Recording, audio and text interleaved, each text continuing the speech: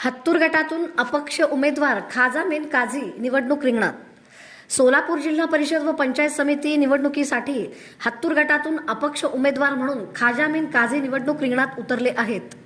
आहेरवाडी गावचे सुपुत्र असलेल्या खाजा मेन काझी यांनी मतदानाच्या दिवशी संपूर्ण मतदारसंघाचा दौरा करून मतदारांशी थेट संवाद साधला।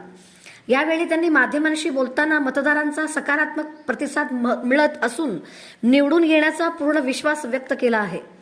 मतदारांच्या प्रश्नासाठी प्रामाणिकपणे काम करण्याची ग्वाहीही त्यांनी दिली आहे।